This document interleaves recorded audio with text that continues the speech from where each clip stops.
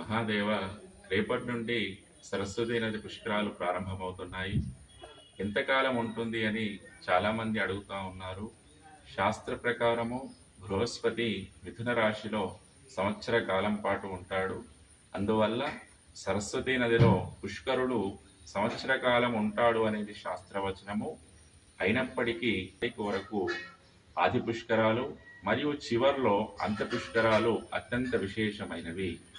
కావున సాధ్యమైన వారు ఈ మొదటి 12 రోజులు లేదా చివరి 12 రోజులు కార్యక్రమాలు నిర్వహించుకునవచ్చును.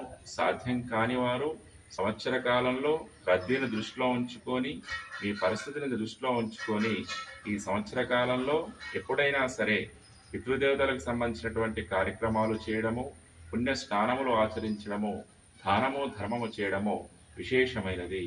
మహాదేవ.